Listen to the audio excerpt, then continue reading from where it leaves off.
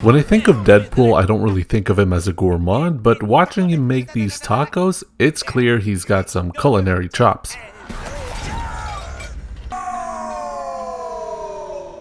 Uh-oh. Sorry about your tacos, Mr. Pool, but maybe we can put together another kind of feast with meals from Deadpool's very own cookbook.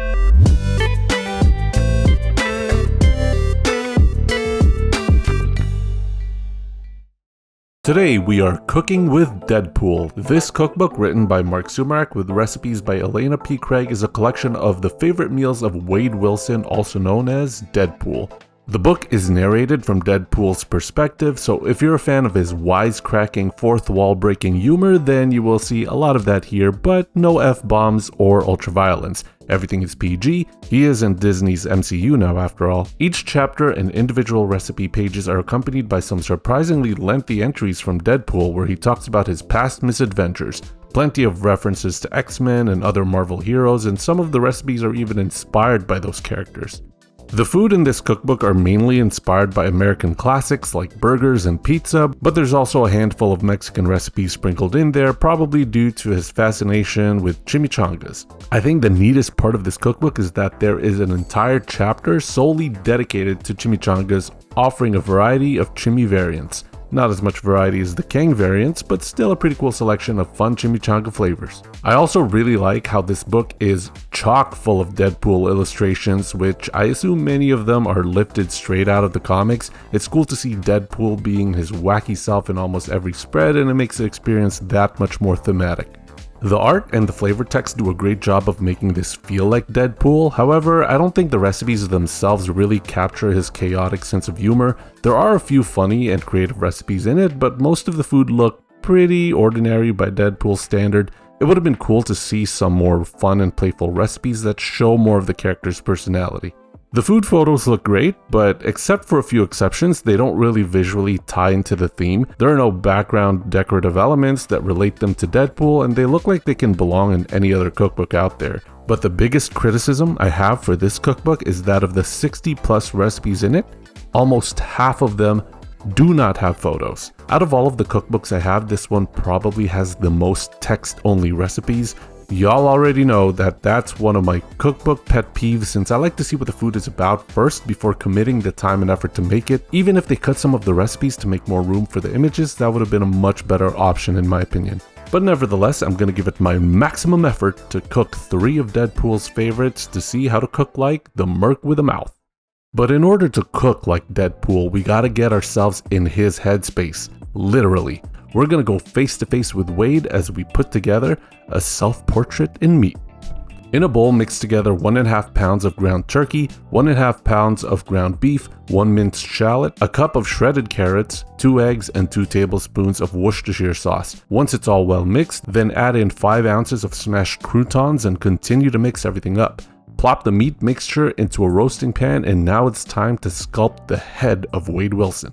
You gotta get really into it. Explore the crevices of Wade's face and use your fingers to capture the emotions. Use your heart and soul to free the spirit of the meat. Luckily, I'm somewhat of a meat Michelangelo, so I was able to create a perfect one-to-one replica. All that's missing now are the baby potato eyes and carrot mouth. Make sure to add some potatoes and carrots all around the loaf, about 1 pound of each. Now let's make the glaze. In a small bowl, combine half a cup of ketchup with a tablespoon of Worcestershire sauce and 2 tablespoons of honey and mix it all up. With half of the glaze, let your sticky stuff drip all over Deadpool's face. Save the other half for dipping later. Pop this work of art into the oven and bake it at 350 degrees Fahrenheit for 45 minutes to an hour until well cooked. Now serve Deadpool's pretty little head on a silver plate, and you got yourself a self-portrait in meat. Come on, look at how realistic that is. If you think you can tell the difference between the movie still and my meatloaf, let me know in the comments. But if we'll be talking about Deadpool and food, then we gotta talk about chimichangas.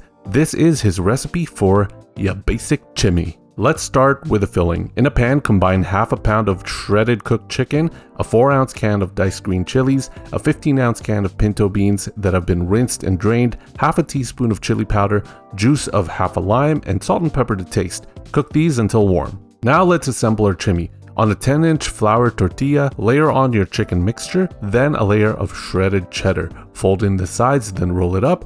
then folding the rounded end so that it's straight, and then poke 2 toothpicks along the seams to make sure everything is held together. You'll end up with about 6 of these. Then it's frying time. Heat up 2 quarts of oil in a deep fryer, Dutch oven, or a high-walled saute pan. Make sure the oil gets up to 365 degrees Fahrenheit.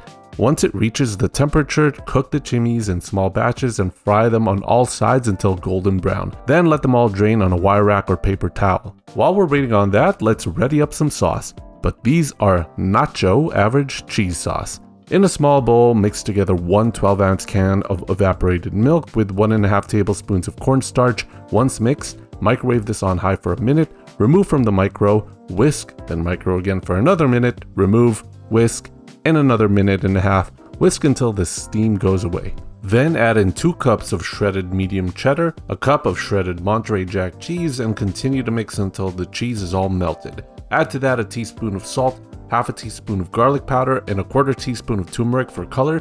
Mix this all up and serve this with your basic chimi. Someone's about to get a kick square in the chimichangas! Yeah!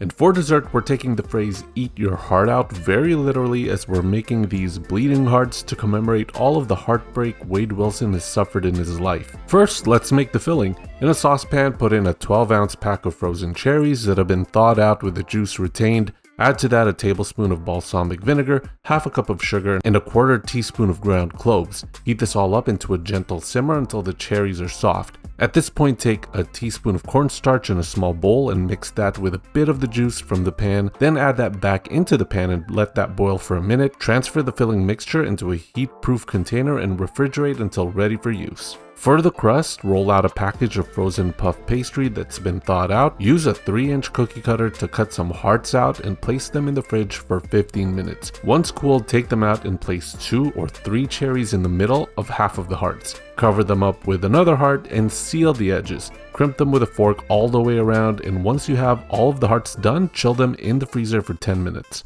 Then we're going to take our egg wash, which is just 1 egg white mixed with a tablespoon of water, and brush that all over each heart. Lastly, we're going to get surgical and create an incision in the middle of each one to let it vent.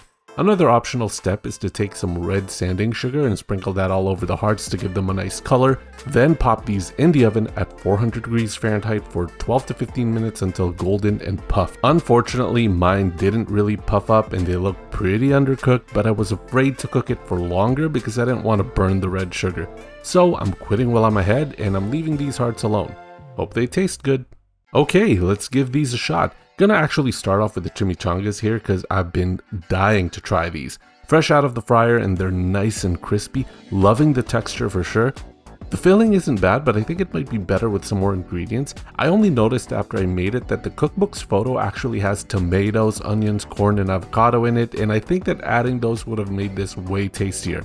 Not sure why those were omitted from the recipe text itself, but I recommend adding those. The cheese sauce is pretty yummy though. It's got a nice creamy saltiness that goes well with the crunchy shell and adds an additional layer of flavor. I think your basic chimi is a bit too basic for me, but with a few modifications this could go from good to great. Now I'm debating, how am I gonna eat Deadpool's head? I guess I got no choice but to just dig in and take a bite. And Deadpool tastes kinda bland actually. I think the meatloaf could have used a bit more seasoning. I've definitely had much better meatloaf than this. It doesn't help that the size isn't very proportionate, so you're gonna get some unevenly cooked meat, but I get that this is more for the look. It does look pretty funny though. The glaze itself ain't bad. Dunking it in there is definitely the way to go. The veggies were pretty underseasoned as well. Could have used some olive oil and herbs. My heart breaks for that meatloaf, but maybe these bleeding hearts will prove to be more flavorful. But after a bite, I'm on the fence. As expected, the crust is very undercooked, so I'm not getting that crispy exterior that I'd like, but the filling is delicious. Not as goopy as the cookbook's photo, but it still has a really nice thick consistency. The combination of cherries and balsamic vinegar is the best kind of tart, and the flavor of the ground cloves makes it taste like Christmas. Really yummy stuff. I could see this filling matching well with vanilla ice cream, pancakes, any dessert really. If only I got the crust right. Final verdict for the Deadpool cookbook: maximum effort, minimum photos, mid results.